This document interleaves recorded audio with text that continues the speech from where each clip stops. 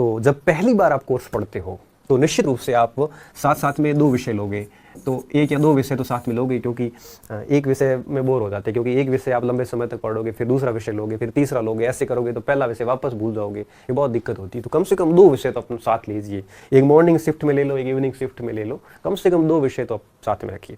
अब इनको करना क्या है, जैसे मान लो अब यहाँ पे 2 टाइप से 2 चीज़ें हो सकती है। सबसे पहली चीज़ ये कि कम से कम 6 दिन आपने जो पढ़ा, 6 डेज, जैसे मान लो कि आपने इतिहास ली और प्राचीन भारत में आपने 6 दिन में एक सिंधु घाटी और वैदिक काल 2 पाठ पढ़ लिए। अब 6 दिन में 2 पाठ पढ़ लिए और इधर आपने भूगोल ले ली और इस ज्योग्राफी में आपने अक्षांश देशांतर और पृथ्वी की गतियाँ पढ़ ली जैसे मान लो, तो 6 दिन के अंदर आपने इन 6 दिनों में भूगोल के 2 पाठ पढ़ लिए और इतिहास के भी मान लो 2 पाठ पढ़ लिए।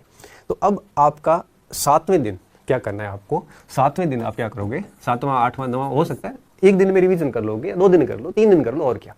तो जब आप 6 दिन में जो पढ़ा वो फिर आप 7वें 8वें 9वें 2 दिन 3 दिन, 1 दिन में होता तो 1 दिन ही सही, कोई 2 दिन में करेंगे तो 2 दिन ही सही, कोई 3 दिन में करेगा तो 3 दिन। मैं कहूँगा कि आप 6 दिन पढ़ो और 7वें दिन रिवीजन करो। तब बच्चे का मैसेज आता है, सर 1 दिन में पूरा नहीं होता तो भाई 2 दिन में कर ले, सर 2 दिन में पूरा नहीं होता तो 3 दिन में कर ले, इसमें पूछना क्या है।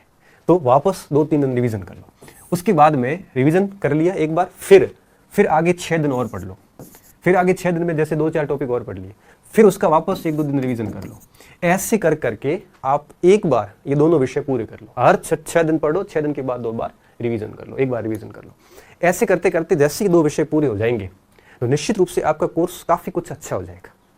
फिर क्या करना है, फिर जैसे मान लीजिए कि आपकी पूरी पेपर में, जैसे मान लो आप किसी 2nd ग्रेड की तैयारी कर रहे हैं, 1st ग्रेड कर रहे हैं, मान लो टोटल 8 विषय है, तो ऐसे 2 विषय जैसे पढ़े हैं वैसे अगर आप सारे के सारे विषय ऐसे कर लो, 3 4 5 से ज़्यादा विषय मेरे हिसाब से किसी में नहीं है, क्योंकि मैक्सिमम 5-6 विषय से ज़्यादा किसी में होते नहीं है, और 6 विषय होते हैं तो फिर उसमें पार्ट भी बहुत छोटा छोटा हो जाता है। जैसे पटवारी की बात करें तो उसमें भी बहुत छोटे छोटे पार्ट है, बहुत बड़े बड़े पार्ट नहीं है। तो ऐसा पहली बार जब ऐसे कोर्स पूरा करोगे तो निश्चित रूप से 3-4 महीने का समय लगेगा। क्यों? क्योंकि 2 विषय पूरे होने में 1.5 महीने का समय लग जाता है, फिर 1.5-2 महीने के समय 2 विषय और 3, और फिर 1.5 महीने का समय और, तो करीबन 5-1 महीने लग जाते हैं, जब 5-6 महीने लग जाते हैं जब हम पहली बार कोर्स पढ़ते हैं। तो पहली बार कोर्स जब पढ़ते हैं तो हमें रिवीजन सामान्यतः 6-7वें दिन कर लेना चाहिए। सामान्यतः बता रहा हूँ, ऐसा जरूरी नहीं है, कोई नियम नहीं है। आपको ठीक ठाक याद रहता है तो आप 10वें दिन 15वें दिन भी कर सकते हो। अब बात आती है जब आप दूसरी बार कोर्स शुरू करो, एक बार तो ऐसे पूरा कर लिया, अब आपने दूसरी बार कोर्स स्टार्ट किया। अब दूसरी बार आपको 6-7 दिन देखने की जरूरत नहीं है। दूसरी बार जब आप पढ़ो तो आप 15-20 दिन बाद देखो। जैसे मान लो 15 दिन में जो पढ़ा वो 16, 17 और 18वें दिन, या 16, 17, 18वें दोनों 3 दिनों में वापस उसका रिवीजन कर लो। तो जब दूसरी बार पढ़ोगे तब आप रिवीजन 15 दिन बाद करो। क्यों? क्योंकि थोड़ा सा याद हो जाता है, फिर वापस बार बार देखने की जरूरत नहीं है। तो 15 दिन के मतलब ये कि 15 दिन में जैसे मान लो 5 टॉपिक पढ़ लिए, तो इन 5 टॉपिक की रिवीजन में आपको 2 दिन लगे, तो 2 दिन तक रिवीजन कर लो, उसके बाद फिर इस तरह से चलते रहो। तो कहने का मतलब ये हुआ कि जब आप पहली बार कोर्स करते हो तो आपको रिवीजन कितने दिन बाद करना है? 7 दिन 10 दिन बाद करना है।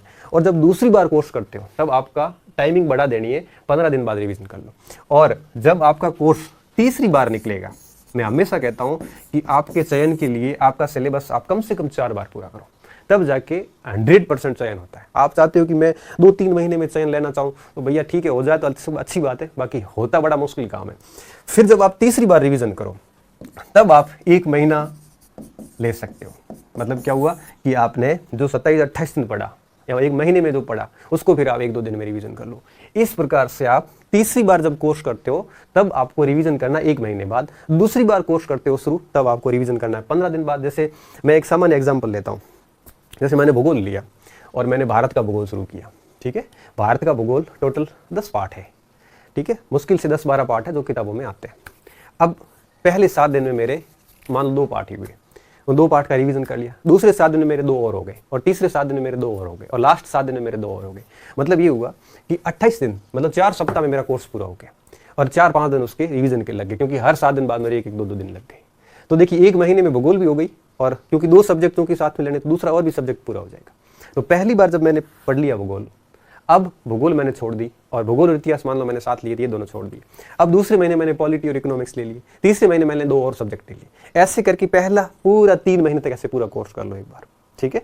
अब दूसरी बार जब वापस भूगोल और इतिहास शुरू करेंगे तब आपको 15 दिन बाद रिवीजन करना है। फिर भूगोल इतिहास पूरी कर लो, फिर पॉलिटी इकोनॉमिक्स पूरी कर लो, फिर करंट वगैरह जो भी वो पूरा कर लो। ये दूसरी बार पूरा कोर्स हो गया। फिर आप आ जाओ तीसरी बार पे।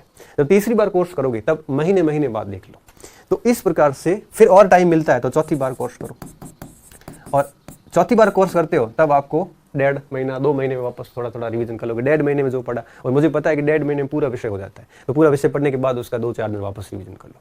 अगर ऐसे कोई स्टूडेंट चला है तो फिर ये शिकायत हमेशा के लिए खत्म हो जाएगी कि सर मुझे मेरी परीक्षाओं में गलतियां होती है, ये शिकायत कभी नहीं रहेगी।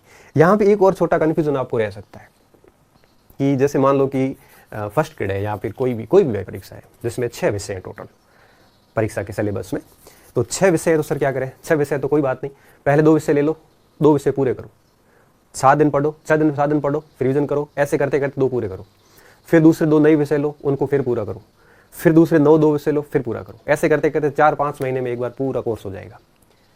फिर दूसरी बार आओ 14, फिर 2 विषय लो, 14 दिन पढ़ो दोनों को, फिर उसका रिवीजन करो, फिर 14 दिन पढ़ो, 15 दिन पढ़ो, फिर रिवीजन करो, ऐसे करके दूसरी बार पूरा सिलेबस पढ़ लो, फिर तीसरी बार, फिर चौथी बार। अगर ऐसा करते हो आप तो फिर क्या होगा कि रिवीजन कितनी बार हो जाएगा, हर बार रिवीजन एक साथ में चलेगा। पहली बार पढ़ोगे तब भी रिवीजन होगा, दूसरी बार पढ़ोगे फिर रिवीजन होगा, तीसरी बार फिर रिवीजन होगा, चौथी बार भी रिवीजन होगा।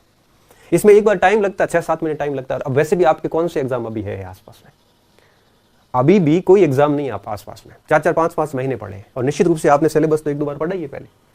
तो इस प्रकार से काम किया जा सकता है। ये तो बात होती है एकदम नए विद्यार्थी के लिए। अब जो ऐसे बीच में लटके हुए पड़े हैं जिनके पता ही भी नहीं है कि कितना कोर्स हुआ है, इनको तो कुछ अंदाजा ही नहीं है कि कोर्स पढ़ा कितना है और छोड़ा हुआ कितना है, तो ऐसे विद्यार्थियों को तो मैं इतना ही कहूँगा कि आप नई शुरुआत कीजिए 2 विषय लेके। जैसे रीट है तो आप एक लैंग्वेज ले लो, एक साइकोलॉजी ले लो, नई शुरुआत कीजिए, 2-2 विषय पूरे कीजिए। इस तरह से पहली बार कोर्स कर, आप ऐसे ही मान के चलिए कि मैं पहली बार ही पढ़ रहा हूँ, आप 7 दिन में ज़्यादा पढ़ोगे तो 2 दिन रिवीजन कर लोगे, तो आपका प्रथम बार में कोर्स है वो 1-2 महीने में फटाफट हो जाएगा। फिर दूसरी बार फिर कर लोगे, 4-5 बार पहले भी किया हुआ होगा। तो इस प्रकार से करो आप, तो क्या होगा कि निश्चित रूप से सिलेबस भी बढ़िया तरीके से हो जाएगा और रिवीजन भी कई बार हो जाएगा। तो फर्स्ट टाइम जब कोर्स करते हो तो आपको 6-7 दिन से ज़्यादा गैप नहीं रखना, जो 6-7 दिन में पढ़ा वो वापस एक बार 7वें-8वें दिन पढ़ लो। और जब दूसरी बार करते हो तो थोड़ा गैप बढ़ा दो, 15 दिन का गैप कर लो। क्यों? क्योंकि काफ़ी चीज़ें याद होती है तो 15 दिन बाद में भी करोगे तो भी दिक्कत नहीं। तीसरी बार पढ़ते हो तब 1-1.5 महीने का गैप डाल दो। बस किसी भी सूरत में 2-2.5 महीने से ज़्यादा का गैप होना नहीं चाहिए, नहीं तो आप भूल जाओगे। और फिर आप चौथी बार कोर्स करते हो तो 1-1.5-2 महीने का गैप डाल दो। इस प्रकार से चलते रहो। बस एक बार सब सिलेबस शुरू करो तो पूरा सिलेबस इस विधि से पूरा सिलेबस पढ़ो। ऐसा नहीं है कि भूगोल पढ़ ली और भूगोल का एक बार रिवीजन करें बाकी सब छूटे हुए, नहीं। पहले 2 सब्जेक्ट अच्छे से पूरे करो, फिर नए 2 सब्जेक्ट पूरे करो, फिर नए और 2 सब्जेक्ट पूरे करो। जैसे मान लो 4 महीने लग गए तो पहले महीने वाला वापस उठाओ अब 4 महीने बाद, फिर 15 दिन बाद रिवीजन करो। इस टाइप से इसको पूरा करो। इससे क्या होगा, कॉन्फिडेंस भी बना रहेगा, आप व्यस्त भी रहोगे और बढ़िया तरीके से पढ़ाई भी कर पाओगे। इसलिए हमेशा ध्यान रखें, जुबान पे नियंत्रण रखें, हर जगह नहीं बोले, हर जगह अपनी व्यथा मत बताओ। समाधान नहीं है उनके पास में, उनके पास केवल उड़ाने के लिए मजाक है। जाने के बाद वापस आप मुड़ोगे नहीं, उससे जस्ट पीछे शुरू हो जाएंगे। कितने भोले लोगों की किसके सामने समस्या बता के आया है, तो खुद समाधान करो ना। ऐसी कौन सी समस्या जिसका समाधान आपके पास नहीं है? तो नहीं हो रहा है समाधान तो शांत हो जाओ, समय के साथ अपने आप हो जाएगा। कुछ चीजों का इलाज टाइम करता है, आप नहीं कर सकते तो यहां रहो आराम से, सुबह से शाम पढ़ाई करो, अच्छा शेड्यूल रखो, अपने व्यक्तित्व पे काम करो, थोड़ी गहरे व्यक्तित्व बनो। हर जगह जाके ऐसे खुल के फूट के मत आओ, नहीं तो क्या कि आपकी कोई वैल्यू नहीं होगी। बहुत अधिक बोलने वालों की वैल्यू नहीं होती। बोलिए उपयुक्त मंच पे, उपयुक्त स्थान पे और उपयुक्त जगह पे, उपयुक्त लोगों के सामने बात रखिए। मैं कॉलेज जाता हूं, मेरे अगर स्टाफ को आप किसी को जानते हो तो पूछना, आपको यूं लग रहा होगा कि मैं बातूनी व्यक्ति हूं, खूब बातें कर रहा हूं। विद्यालय महाविद्यालय परिसर में फर्स्ट ईयर की जब क्लास होती है उसको आप छोड़ दो, बाकी मैं किसी से कोई बात नहीं करता। तब कोई लोग कहते कि इसमें बहुत एटीट्यूड है। एटीट्यूड है, 19 साल का नौकरी लगाऊं, खुद का कमा के खा रहा हूं, है आपसे टूटेगा नहीं। साफ बेदाग चरित्र रखा हुआ है एटीट्यूड। कोई कहते हैं कि सर इनका स्वभाव नहीं है ऐसा फालतू बात करने का। पहले खूब करता था, लेकिन उसके फिर गलत अर्थ निकालने शुरू होते थे। फिर कई साथियों ने कहा कि थोड़ा अपने मरण दो, बोलना ही नहीं। क्योंकि मेरा स्वभाव ऐसा है कि मैं कहीं पे भी ध्यान नहीं रखता कि कौन बैठे है क्या बोल रहा हूँ। मैं सारे परतें खोल देता हूं सीधा सीधा। फिर कई बार सुरेंद्र जी भी कहते हैं अरे कंट्रोल कंट्रोल, युवराज जी कहते हैं गणपति थोड़ा ध्यान रखना चाहिए। फिर मेरे को कोई कहता है तो मेरे को बुरा लगता है, मैं लिख लेता हूँ। वो कहते हैं अब इसको कुछ कहना ही नहीं। अब मैं समझ गया इन चीजों को कि नहीं बोलना, अपने को उचित जगह पे ही बोलना है। वो उचित जगह कौन सी है ये आपको भी समझ में आ जाएगा।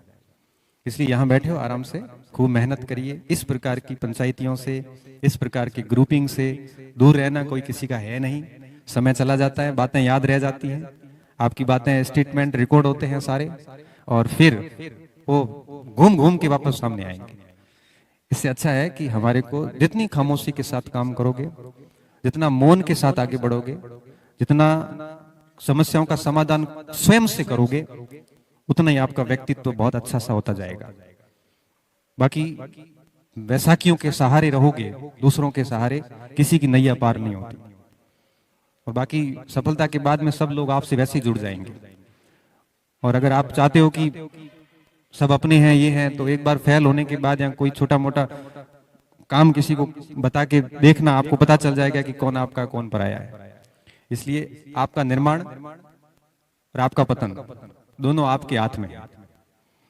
आपका समाधान भी आपको ही करना है, आपको अपनी प्रोग्रेस भी आपको स्वयं को करनी है। इसमें कोई आपकी मदद करने वाला नहीं है। हम लोग सिर्फ मार्ग दिखा सकते हैं, चलने वाले आप खुद।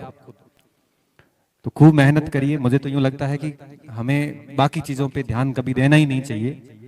बस जीवन में टारगेट ले लीजिए कि अब 2 या 3 साल है मेरे पास में, और इन 3 सालों में मैं पूर्ण रूप से अपना जो 100% होता है वो मैं दे दूंगा। मेरी तरफ से मैं कहीं कमी नहीं रखूंगा। और जो जो चीजें एक विद्यार्थी के लिए जरूरी होती है, जैसे मैंने आपको कहा, चाहे स्टडी मटेरियल की बात हो वगैरह, इन सारे नियमों को ध्यान में रखते हुए मैं पढ़ लूंगा तो दिक्कत वाली बात नहीं आएगी। और मैं आपको दावे के साथ कह सकता हूं कि अगर इन छोटी छोटी बातों को ध्यान रखते हुए अगर आप 1-2 साल मेहनत करते हैं, तो मैं बहुत विश्वास के साथ कह सकता हूं कि आप विदिन 2 या 3 साल के अंदर बहुत अच्छी जगह पे होंगे। और मां सरस्वती कभी अपना ऋण नहीं रखती। ये बात केवल बोलने के लिए नहीं है, ये बात केवल बोलने के लिए नहीं, ये बात सच में सिद्ध होती है। और सिद्ध होने के बाद बच्चे आके कहते हैं सर ये बात आपकी बहुत सही थी।